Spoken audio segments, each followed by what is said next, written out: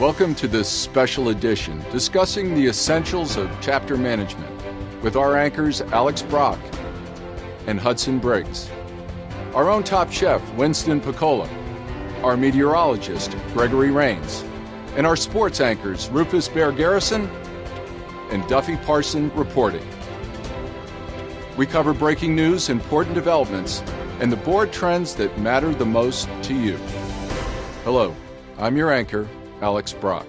And I'm Hudson Briggs, PMI Chapter News Correspondent. Welcome to this news program. This broadcast features real-world chapter board leader issues presented by fictional characters and fictional stories. The stories you're about to hear are plausible and could happen to you. On to our top story.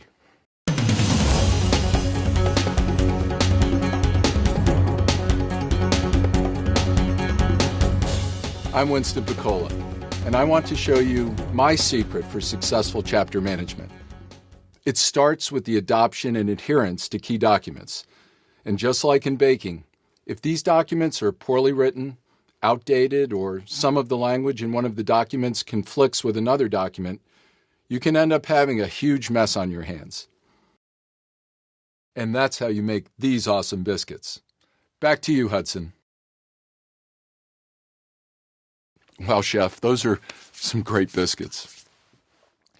Have you ever witnessed conflict among your fellow board members where there was a disagreement that became personal? And we will be back later with our expert, Beatrice Heitler-Clevens from Springboard, with more on this special report. The weather is always changing, and PMI Chapter News weather team wants to make sure you're ready. I'm PMI Chapter News Chief Meteorologist Gregory Rains. Stay connected as we track the path of core and extended services.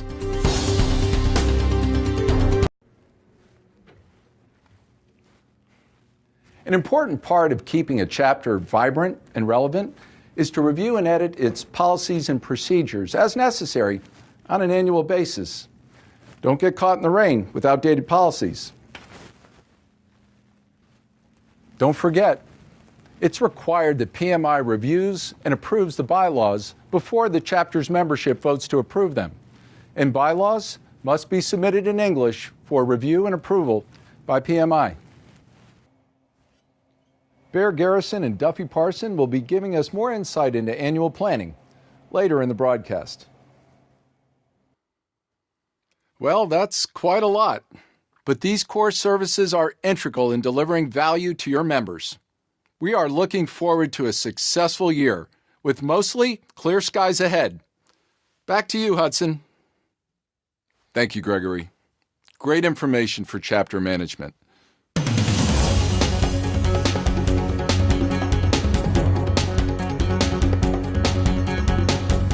Annual planning is one of the biggest events of the board. Welcome back. I'm Rufus Bear Garrison. And I'm Duffy Parson. The annual planning process addresses the strategic alignment to PMI, as well as the operational business objectives. The annual process needs to address both the current fiscal year, as well as providing direction for future years. Annual planning leads to enhanced member value. That leads to a positive member experience. It prepares the board and provides focus for the priorities that need to be accomplished when the new year begins. Right. You cannot win without a plan. For a plan to be effective, the chapter needs to fully investigate the challenges that they're facing. That is, identify the problems, identify the root causes of the problems, and develop solutions. And don't forget the expertise of your coaches. Your region mentor and chapter partner are going to help you along the way. The board seems in good shape for the annual planning meeting. I agree. Preparation can make or break this session.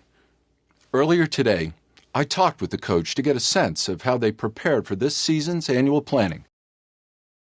And there you have it, folks. Pre-work is the key to setting the stage and helping to execute some of the big plays. We've got the whole board ready to give 110% today. So, Bear, what are we going to see today? Well, Duffy, this is a 4-part process. Identify business challenges. Identify business objectives, build/modify the business plan, and then finally, implement the plan. So why do they need all of these steps? Good question. Looks like they're really getting into it now. Let's see what's going on. Thanks to the coach for that interview, and best of luck to everyone out there. Until next time, back over to you, Alex, with the final segment on the Fiduciary Duties Special Report. Thank you, Bear and Duffy. Beatrice Heitler-Clevens, thank you for staying here with us. Thank you. You've got one last clip on fiduciary responsibility. Let's share that now.